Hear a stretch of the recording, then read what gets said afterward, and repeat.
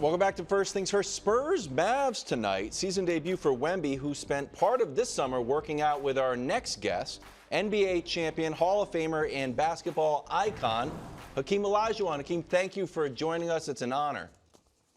Thanks, Kevin. I'm happy to join you guys. Hakeem, great to see you, man. Great to see you. And thanks to Frank Rutherford, your guy, for sharing that video of Wemby and you working out with us. Look, you've worked out with some of the greatest players of this era, LeBron, Kobe, Giannis. And we're going to get into Wemby. When you work out with a guy, do you plan something specific for that player, or do they come to you and say, I want to work on this or that, or how do you do it? Well, my first question is to ask, what are they trying to accomplish?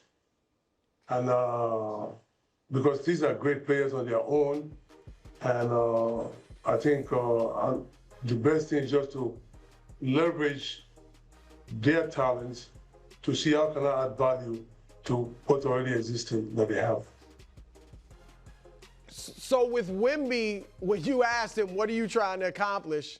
What that did was my first word. Yeah, what did he say, and what did you work with him?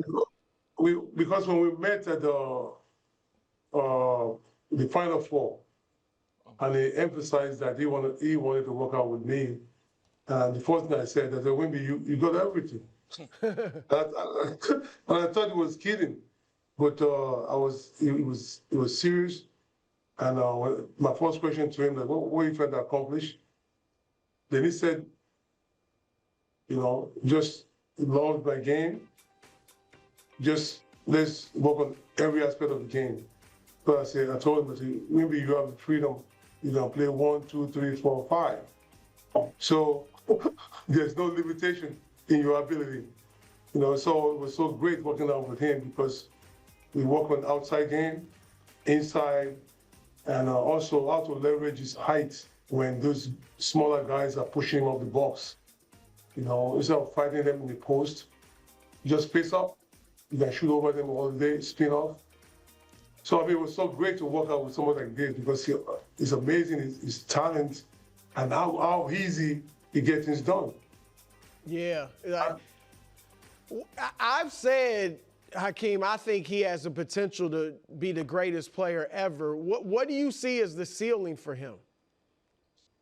I mean, first of all, today's game is encouraged for a big guy to go outside, to shoot threes, to handle the ball, to post up.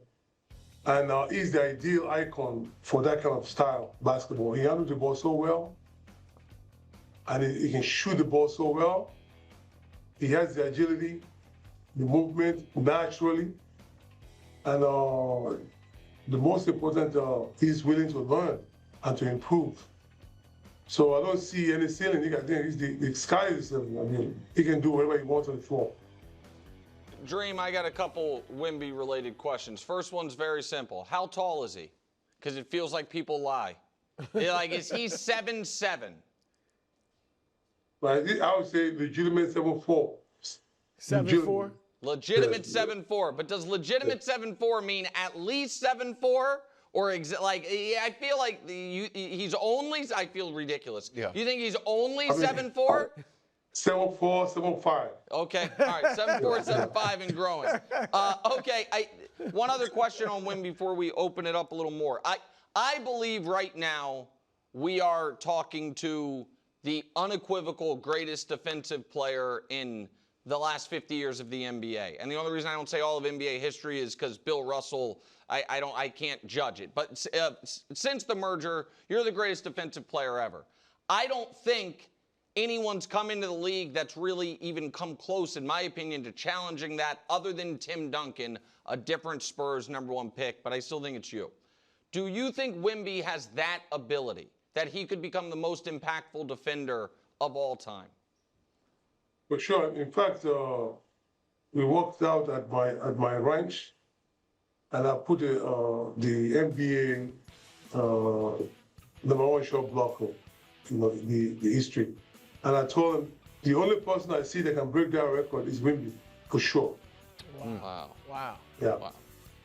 Wow. Last night, Dream, Your Rockets squad lost to the champs, but Sengun looks like he made a leap.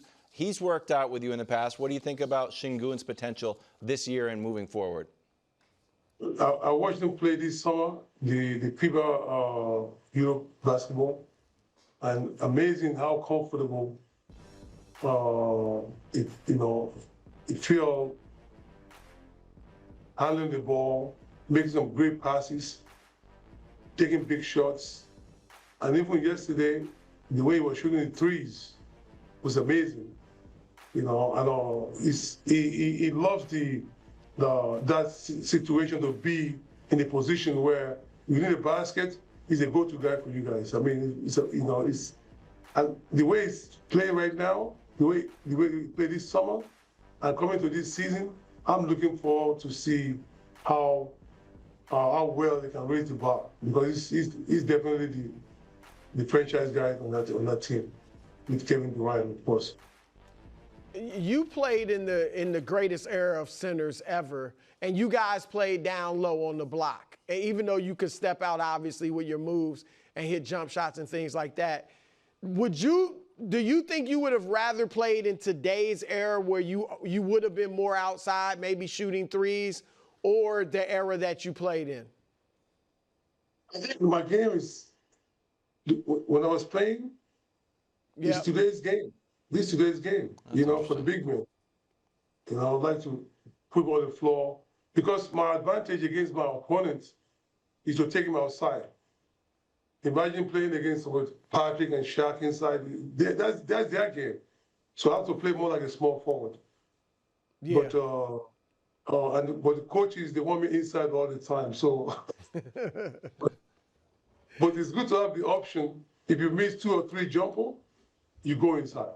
Yeah. So, yeah, you have the option. Dream, it is the NBA on NBC just came back last night.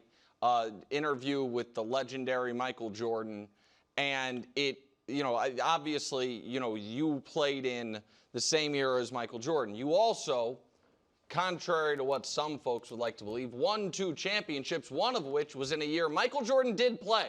And in fact, you swept the team that beat Michael Jordan in the playoffs.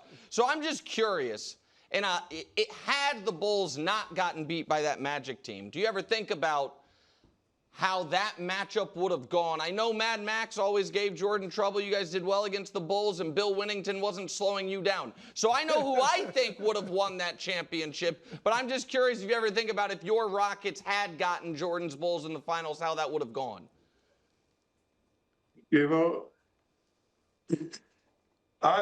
Stu has been that question all the time. And the only thing we can refer back to is we played the regular season. We didn't play the playoffs, but regular season, I think Chicago, they have trouble playing against Houston. Yes, that is true. That's what the record says. That's a fact, Those are the facts.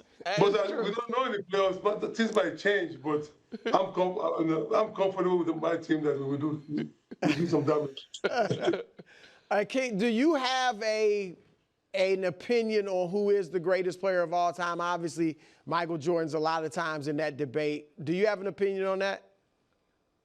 No, I mean, if you look at it, you have to give Jordan, that he sealed that debate because of his accomplishments and the historic,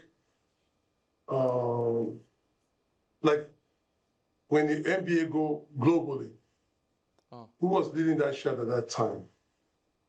Just like you say soccer with Pele.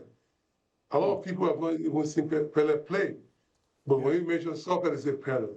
So I think basketball, Jordan carried that, that crown. Sure. And that's not taking anything away from LeBron because of the accomplishment. But I think you have to put them, separately. Okay, well, that solves it. That's the end of that debate. Yeah. One of your favorite players. Hakeem, thank you very much. We appreciate it. Thank you, Hakeem. Welcome back at any time. Thank you very much. Thank you guys so much, man. Thanks for the compliments also. Oh, yeah. Yeah, absolutely. Thank you, Hakeem. Please, Kevin. Thank you, guys. Thanks for watching. Subscribe here to get more from the show and to check out clips from other shows on FS1.